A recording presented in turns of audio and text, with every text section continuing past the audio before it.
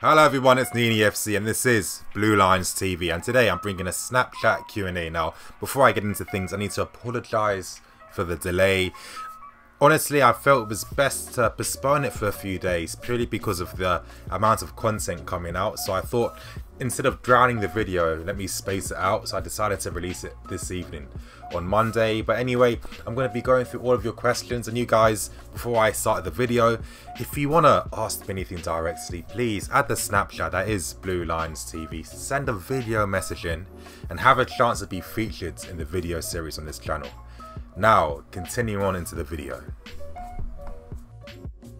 Do you think Morata will be a good signing for Chelsea? And what number will he wear?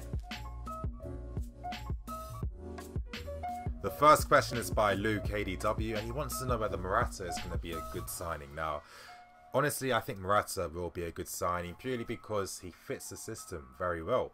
Morata is very deadly when it comes to link-up play, and really his game excels when he's playing beside other players close to him. And of course, with the 4-3-3, having two players close beside him, especially with the likes of Harison and Co near him, I think that's really going to help elevate his game.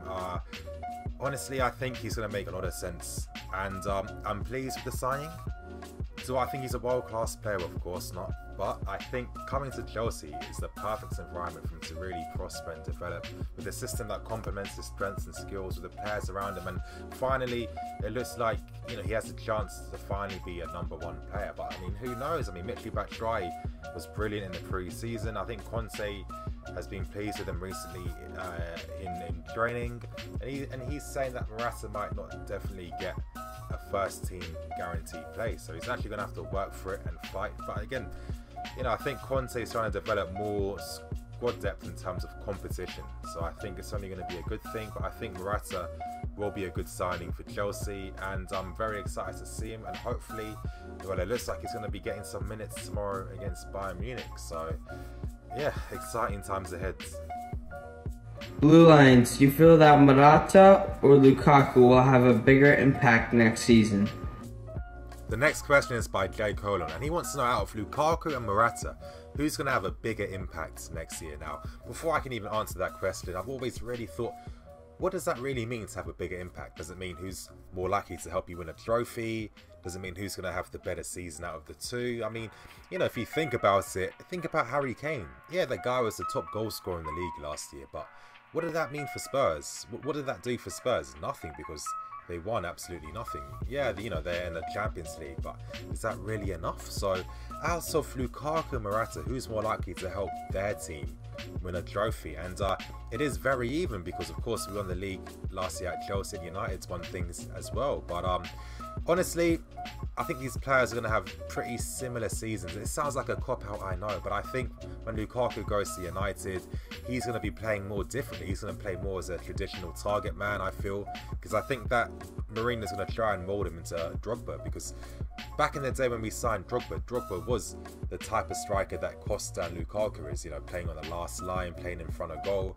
When he came to Chelsea, he played a completely different game. I remember the fans used to hate him at the start. Yeah, he only scored 12 goals in his first season, and I think 16 in his following. But again, Drogba struggled at times with what Mourinho expects, because it was such a completely alien role to him. So I think Lukaku is going to go through those same stumbling blocks. And I think with Morata, you know, finally being, you know, looking like the first choice striker in his career, I think he's going to need a bit of an adaptation in his game in terms of, you know, really knowing what it means to be first choice and really having that responsibility. Because with Morata, one thing no one talks about is that he's a very confidence-driven player. So if he's feeling confident, he's more likely to score goals.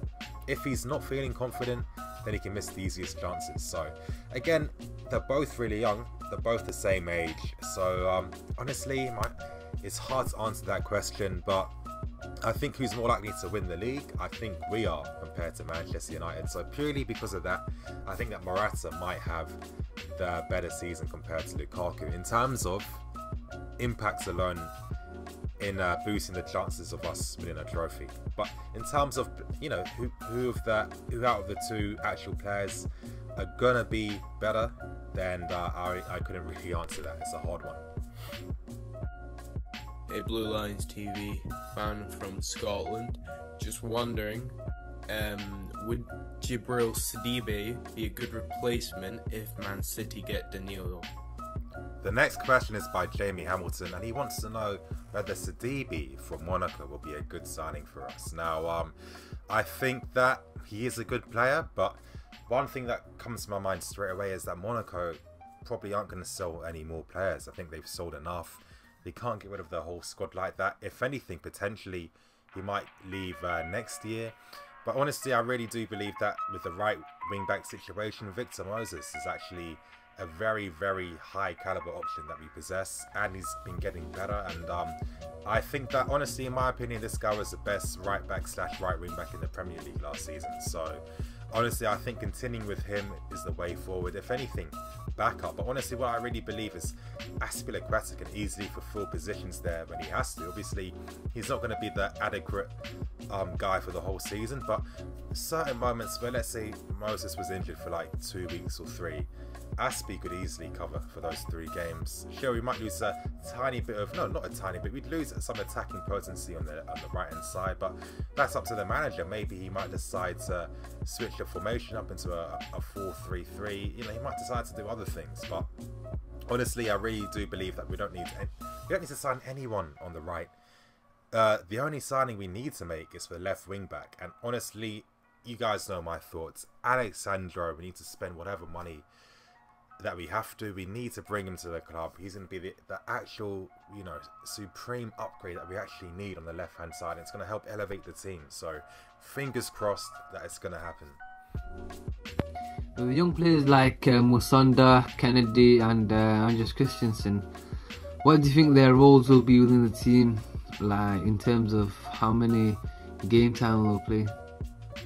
The next question is by Hassan, and he wants to know what kind of roles will the likes of Musonda, Kennedy and Christensen have in the team. Well, to start with Kennedy, it looks like potentially he will be leaving, especially after his outburst in China.